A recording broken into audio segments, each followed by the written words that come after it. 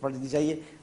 مفتی حنیف قریشی جی احناف کے ہاں تو نہیں جا سکتے، البتہ رسول اکرم صلی اللہ علیہ وسلم کے فرمان کے مطابق بخاری کی روایت ہے، آپ نے فرمایا وہ خواتین بھی عید کے میدان میں جائیں جن کو نماز نہیں پڑھنی، وہ جائیں مصلی سے الگ رہیں اور مسلمانوں کی دعا میں شریک ہوں. بعض خواتین نے کہا یا رسول اللہ ہمارے پاس اوڑھنی نہیں ہے، چادر نہیں ہے برقعے کے طور پر، تو آپ نے فرمایا اپنی سہیلی سے مستعار لے لے، اس سے یقین لے نہیں فرمایا کہ وہ نہ جائے. البتہ اس کا یہ تقاضے جو ہیں پردے کے تقاضے، بناؤ سنگار، یہ وہ زیورات، ان کا استعمال کر کے راستے میں اس طرح خوشبوئیں لگا کے جانا یہ حرام ہے. پردے کے تقاضے پورے کرتے ہوئے عید کے میدان میں جائیں، مرد بھی جائیں خواتین بھی جائیں، اور ان کے انتظامات بھی الگ سے ہوتے ہیں. خواتین کی گیدرنگ مردوں سے بالکل الگ ہوتی ہے، لاؤڈ کا استعمال ہوتا ہے، آواز وہاں جا رہی ہوتی ہے، تو وہ اس کے فائدہ اٹھائیں، ثواب حاصل. اچھا آپ بیسویں صاحب بتا دیں، پھر میں دونوں حضرات کی طرف بڑھتا ہوں. صحیح فرمایا. صرف خواتین اگر جائیں تو اپنے پردے کا، چاہے وہ یونیورسٹی جا رہی ہوں، چاہے وہ بازار جا رہی ہوں، چاہے نماز میں جا رہی ہوں، پردے کا اہتمام کریں اور نامحرم کے لیے میک اپ نہ کریں. جی اصل مسئلہ یہ ہے کہ عید کی نماز مرد کے لیے واجب ہے، عورت کے لیے واجب نہیں.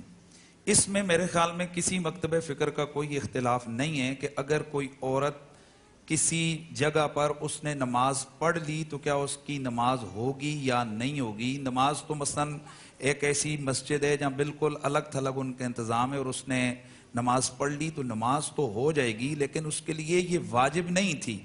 اور جہاں قاری صاحب نے فرمایا کہ بخاری شریف کی حدیث ہے، اس طرح بخاری شریف، مسلم، ترمذی، ابن ماجہ اور سیاستہ کی بے شمار حدیث ہیں کہ جو دور رسالت میں ان کا حکم تھا، بعد ازاں حکمت کے تحت اور انتظامی معاملات کے تحت صحابہ کرام نے اس کو، چونکہ ان کی سنت بھی اللہ کے نبی نے فرمایا تھا علیکم بسنتی و سنت الخلفاء الراشدین، کہ جیسے تم پر میرا طریقہ لازم ہے ویسے میرے خلفاء راشدین کا طریقہ بھی لازم ہے.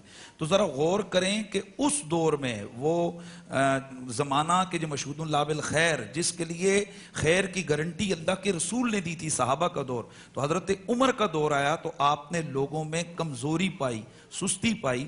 اس حوالے سے تو عورتوں کو آپ نے فتنے کی وجہ سے، تمام حدیث کی کتاب میں موجود ہے، فتنے کی وجہ سے آپ نے عورتوں کو مساجد میں آنے سے منع فرما دیا کہ اس میں فتنے کا دروازہ ہو سکتا ہے، بے پردگی ہو سکتی ہے. تو اب یہ جو کہنا کہ احناف اس کو نہیں کرتے اور اس کے مقابلے میں حدیث رسول کا حوالہ دینا، یہ تو ایک تاثر جاتا ہے کہ اس کا مطلب ہے کہ احناف حدیث کے خلاف کرتے ہیں. نہیں، احناف وہ کام کرتے ہیں جس پر ہزاروں صحابہ نے عمل کیا. خود رسول اللہ کے خلیفہ راشد حضرت عمر، حضرت سیدنا عثمان، حضرت سیدنا علی، اور اس کے بعد پوری امت کا عمل رہا. صحابہ کرام سے بڑھ کر نہ ہم دین کے حمایتی ہو سکتے ہیں، نہ ہم دین کے مطیع اور فرمانبردار ہو سکتے ہیں، اور نہ ہم دین کے پابند ہو سکتے ہیں. تو ہمارا فائنل یعنی یہ ہے کہ احناف کیا اس کے بعد یعنی حضرت عمر کے بعد متفقہ طور پر امت میں سے کسی نے خواتین کے لیے نماز کی واجب ہونے کا حکم نہیں لگایا. نماز واجب نہیں ہے. اسحاق عالم صاحب آپ پھر بتا دیں، پھر اس طرف، کیونکہ اب مجھے وہاں جانا پڑے گا.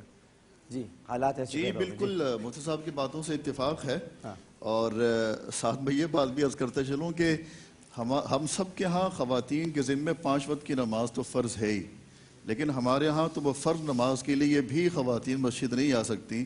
جب عید کی نماز ان کے ذمے نہ فرض ہے نہ واجب ہے تو اس کے لیے تو بطریق اولیٰ ہی نہیں آ سکتی. جی بالکل ٹھیک ہے. اب آپ ذرا کچھ کہنا چاہ رہے تھے. جی جزاک اللہ. میں صرف اتنا عرض کرنا چاہ رہا ہوں کہ پہلی بات تو یہ ہے کہ رسول اکرم صلی اللہ علیہ وسلم نے خود فرمایا لا تمنعوا نساءکم المساجد، اپنی عورتوں کو مسجد میں آنے سے نہ روکو. یہ اللہ کے رسول کا فرمان ہے کہ خواتین کو مسجد میں آنے سے نہ روکو.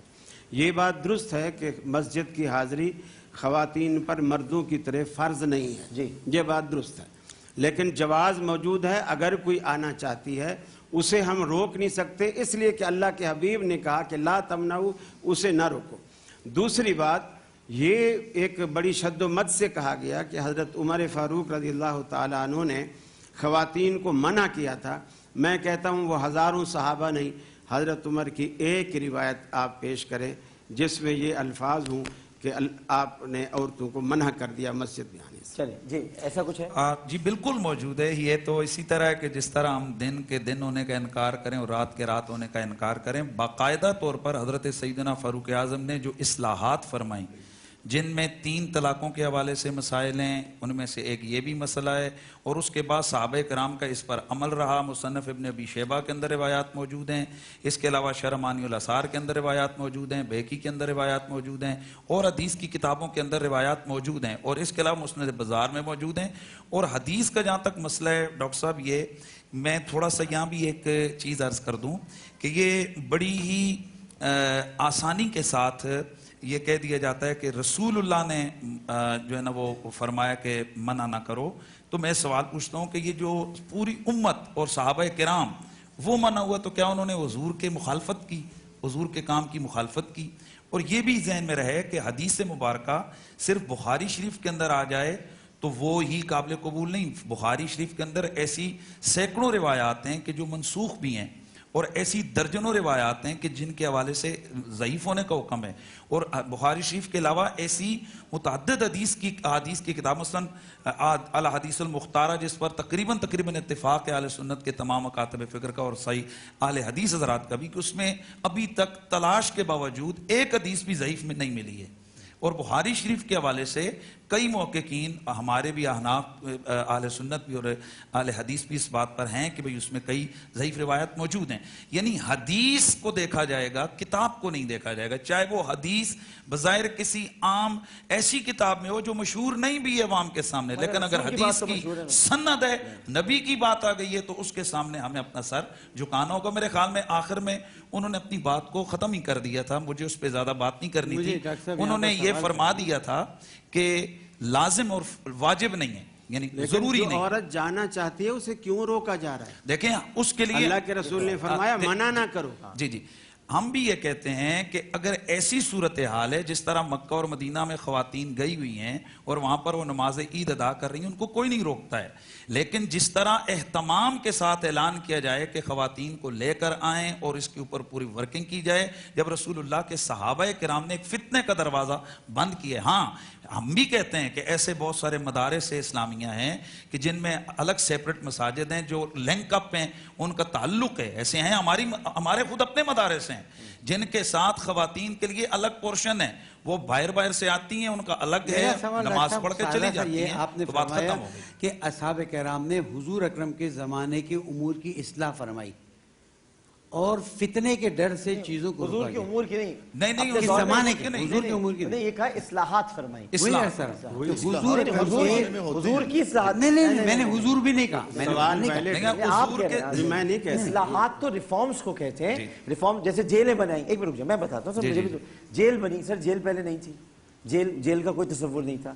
اس کے علاوہ جو ہے باغبانی کا انتظام، کھیتی باڑی کا انتظام، ٹیکس لینا، ٹیکس محصول لینا، پھر اس کے بعد دودھ کا سلسلہ کہ 2 سال کی مدت تک دودھ میں بچوں سے پیسے لیے جائیں. یہ اصلاحات تھی، یہ ریفارمز تھیں جو صحابہ کرام نے اگر کی. مولا علی نے کی بہت ساری ریفارمز. یہ ترقیاتی کام ہے اپنی جگہ پر، لیکن یہ آ کے کہنا، دیکھیں میں اس لیے چاہتا ہوں اس پہ وضاحت ہو جائے کہ پھر کل کو ہمیں بھی مشکل ہوتی ہے. وہ یہ ہے کہ اگر حضور اکرم نے ما آتاکم الرسول فخذوہ وما نہاکم عنہ فانتہوا، تو آیا اس کے بعد یہ امکان ہے کہ حضور اکرم کی دی ہوئی چیز کو ہم کہیں کہ نہیں اب فساد ہو رہا ہے؟ رسول اللہ نے تو اعراب نہیں لگوائے تھے قرآن پر. نہیں، حضور اکرم نے اعراب نہیں لگائے، لیکن آج اتفاق امت ہے نا. اتفاق امت اعراب پہ ہوا اس لیے کہ حضرت علیہ السلام نے وہ قرآن پڑھے جاتے تھے لیکن لگوائے نہیں تھے. صورتوں کے نام تدوین قرآن بھی نہیں تھا. نہیں اس طرح تو حضرت عثمان کا قتل صحیح ثابت کر رہے ہیں کیا معاذ اللہ؟ تو پھر یہ تو حضرت عثمان نے تدوین قرآن پہ تو ان کے ساتھ جھگڑا کیا لوگوں نے، ان کے ساتھ جھگڑا تدوین قرآن پہ کیا. ان کے ساتھ مکہ المکرمہ میں انہوں نے 2 رکعت زیادہ پڑھنی تھی، اس پر جھگڑا ان کے ساتھ کر دیا. نہیں ایسے تو نہ کریں نا. اگر کسی صحابی نے کوئی اچھی بات کی ہے تو اس میں رسول اللہ نے ریفارمز نہیں لے کر. ڈاکٹر صاحب دیکھیے، میں اب بھی اسی بات پہ بیٹھا ہوں، مجھے اس کا جواب نہیں. میں یہ کہنا چاہ رہا ہوں کہ حضرت عمر فاروق نے یہ حکم نہیں کیا. وہ سوال ہے. حضرت عمر کے پوتے نے، حضرت بلال نے، عبداللہ بن عمر کا بیٹا ہے، پوتا بہت چھوٹا ہے، جو آپ اکثر، میں عبداللہ بن عمر کا نام لوں تو آپ کہتے ہیں وہ چھٹی صف میں کھڑے ہوتے تھے، اکثر آپ کہتے ہیں. یہ ان کا بھی بیٹا ہے. ایک منٹ. اور یہ جو چھٹی صف میں کھڑے ہوتے تھے یہ ان کا بھی بیٹا ہے. یہ تو پھر آخری صف میں کہیں ہوتا ہوگا. تو یہ بلال ہوتے ہوں گے رضی اللہ تعالی. یہ بلال کہتے ہیں کہ میں عورتوں کو مسجد میں نہیں آنے دوں گا. تو ان کے والد عبداللہ بن عمر کہتے ہیں میں تجھے اللہ کے رسول کی حدیث سناتا ہوں کہ اللہ کے رسول فرماتے ہیں عورتیں مسجد میں آئیں, ان کو اجازت دو, ان کو نہ روکو, اور تو کہتا ہے کہ میں روکوں. یہ ہو گئی بات حضرت عمر کی. اب ام المومنین سیدہ عائشہ صدیقہ رضی اللہ تعالیٰ عنہ نے کیا فرمایا تھا وہ بھی ذرا بتا دیجیے گا. ڈاکٹر صاحب اصل مسئلہ یہ ہے, ہمیں بہت ساری دفعہ بہت ساری احادیث کے آپس میں ٹکراؤ نظر آتا ہے, لیکن وہاں پر حقیقت یہ ہوتی ہے کہ حضور کے بعض احکام کو صحابہ اپنے اپنے لیول پہ اس کی تشریح یعنی وہ سمجھتے ہیں کہ شاید اس کا یہ حکم ہو. جس طرح خود صحابہ کرام کے دور میں ایک شدت اور شد و مد کے ساتھ حج افراد, حج قران اور حج تمتع کا اختلاف رہا, اور آپ سمجھ سکتے ہیں کہ یہ کتنا حضرت سیدنا عثمان اور حضرت سیدنا مولا علی کے دور میں آ کر اس کا معاملہ ختم ہوا. اب آپ دیکھیں حضرت عثمان نے نماز زیادہ پڑھی تھی, ان کے ساتھ کیا ہوا ہے؟ نہیں چلیں اس میں نہیں, علی تمتع کے قائل, حضرت سیدنا علی حج تمتع کے قائل ہیں, اور باقی بہت سارے صحابہ ہیں جن میں حضرت سیدنا معاویہ ہیں, حضرت سیدنا عثمان ہیں. وہ تو ان کا فتویٰ اگر میں یہاں بیان نہیں کر سکتا کہ انہوں نے کیسے کیسے اس حوالے سے اپنے کمنٹس دیے ہیں. آپ تو کہتے ہیں نا کہ حضرت عبداللہ بن عمر نے کہا کہ میں آپ کو یہ بناؤں, انہوں نے تو اتنے سخت الفاظ, تعداد وطر کی تعداد کے حوالے سے جو آتا ہے, حضرت سیدنا عبداللہ بن عباس رضی اللہ تعالیٰ عنہ کے سامنے جب یہ تذکرہ ہوا حضرت سیدنا امیر معاویہ رضی اللہ تعالیٰ عنہ کے حوالے سے, تو انہوں نے جو کمنٹس دیے, تو جناب یہ صحابہ کرام حضور کی مخالفت نہیں کرتے تھے, بلکہ حضور کی کسی بات کی تشریح میں ان کا اپنا موقف تھا. تو جب وما آتاکم الرسول فخذوہ وما نہاکم عنہ فانتہوا یہ آرڈر ہے, تو پھر اللہ کے رسول کو نہیں پتا تھا کہ بھئی میں جو دے کے جا رہا ہوں یہ مکمل ہے. پھر آپ نے کیوں ارشاد فرمایا کہ علیکم بسنتی و سنت الخلفاء الراشدین, کہ تم پر میرا طریقہ بھی لازم ہے اور میرے خلفاء راشدین کا طریقہ ان کو بھی فالوئنگ لازمی ہے. اس کا مطلب ہے حضور کو پتا تھا زمانہ آتا رہے گا اور صحابہ کرام اور خلفاء راشدین کے دور میں ایسی ضروریات پڑتی رہیں گی, میرے صحابہ اس میں ریفارمز کرتے رہیں گے, تو کہیں لوگ ان کو میری شریعت کا مخالف نہ کہہ دیں. اس لیے پہلے سے فرمایا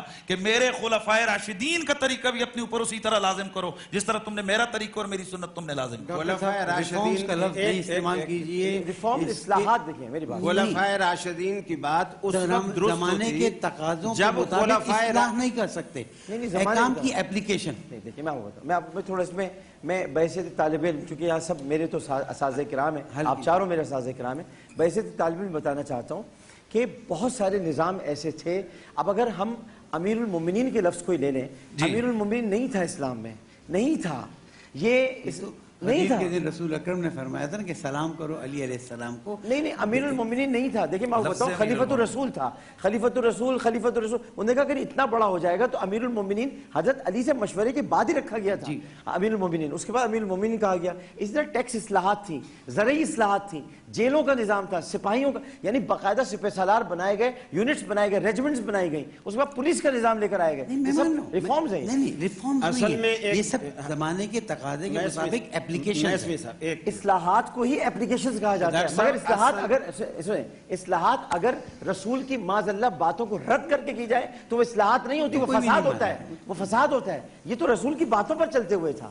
جی اصل بات سمجھ نہیں رہے, یہ مفتی صاحب یہ تاثر دے رہے ہیں کہ ہم خلفاء راشدین والی حدیث کے مخالف چل رہے ہیں. بالکل نہیں کہہ رہے ایسی بات, ایسا نہیں. ہم کبھی بھی خلفاء راشدین کے خلاف ہم نہیں کر رہے. کوئی بھی نہیں جا سکتا. میں تو اب تک وہی سوال کر رہا ہوں کہ خلفاء راشدین میں سے کسی ایک نے بھی خواتین کا مسجد میں داخلے کو نہیں روکا. آپ یہ کر دیں دونوں حضرات, وہ جو کہنا چاہ رہے ہیں ابو بکر صدیق سے لے کر حضرت علی تک کسی ایک صحابی نے. میں آسان کر رہا ہوں آپ کی بات. وہ چاہ رہے ہیں ایک حضرت عمر سے کوئی بات بتا دیں. دوسرا حضرت عائشہ نے جو کہا تھا اگر آج کے دور میں نبی کریم ہوتی جو حضرت عائشہ نے فرمایا تھا وہ بھی بتا دیجئے. وہ میرے خیال میں مجھے نہیں پتا آپ کس حدیث کی طرف اشارہ کر رہے ہیں. جی وہ ان کو یاد ہے, ان کو یاد بتا دیں. عائشہ صدیقہ رضی اللہ تعالیٰ نے فرمایا کہ اگر آج رسول اللہ موجود ہوتے تو خواتین کو مساجد میں آنے سے روک دیتے. اس میں دو باتیں ہیں. ایک تو یہ بات ان کے عقیدے پہ زد ڈال رہی ہے, رسول اللہ صلی اللہ علیہ وسلم ہوتے تو یعنی نہیں ہے بھائی اللہ اکبر ہوتے تو. کہاں آپ چلے. اچھا, اور دوسری بات حضرت عائشہ خود ایک گیس کر رہی ہیں. اللہ کے رسول کی حدیث نہیں سنا رہی. اچھا یہاں گیس کر رہی ہیں صحیح ہے, اور معراج کے موقع پر آپ نے ان کو کہہ دیا کہ نہیں وہ جو کہہ رہی ہیں وہ درست ہے. میں نے کہا انہوں نے اپنی آنکھوں سے نہیں دیکھا, تو بات یہ بھی نہیں مانتے, ختم کر لیں آنکھوں سے. اہل حدیث سارے قائل ہیں کہ اللہ کے رسول کو معراج جسمانی ہوا. نہیں آنکھوں سے, اللہ کو آنکھوں سے دیکھا. اللہ کو آنکھوں سے. تو یہ مانے نا حوالہ جو حضرت عائشہ کا دے رہا ہے. اچھا جی بتائیں, یہ مانے نا. یہ جو انہوں نے کہا نا کہ وہی حضرت عائشہ, دیکھیں قطعاً کوئی بھی اہل سنت میں سے رسول اللہ صلی اللہ تعالی علیہ وآلہ وسلم کو جسم کے ساتھ موجود نہیں مانتا. جی کہ ہم کہیں کہ بھئی حضور یہاں موجود ہیں, مال جسم موجود ہیں, یہ غلط تاثر دیا جاتا ہے, اور اس غلط قضیے کو صغرا بنا کر پھر کبرا بنا کر دلیل بنائی جاتی ہے, اور پھر تو خرافات شروع ہو جاتی ہیں. جی پھر وہ اس پہ طرح طرح کی باتیں آتی ہیں. میں مسئلے کو کنٹروورشل بھی نہیں بنانا چاہتا, کسی لمبی باس کی طرف بھی نہیں. اگر اہل حدیث حضرات اپنی خواتین کو چاہتے ہیں کہ وہ مسجدوں میں جا کر نماز پڑھیں تو پڑھائیں. بھئی ہم نے تو کبھی آپ کو بینر نہ لگوایا, نہ ہم کہیں اس پہ بین لگانے تھے. اور جب ہم لوگوں کو بتا رہے ہیں کہ سلفن خلفن, یہاں بھی جاتے ہیں, صرف میڈیا پہ آ کے نہیں مانتے ہیں. ابھی آپ اکاڑوی صاحب کی مسجد میں چلے جاؤ, وہاں عورتیں بھری پڑی ہوں گی. بھائی یہ ہمارے اس مسئلہ صرف چینل پہ آ کے نہیں ہے.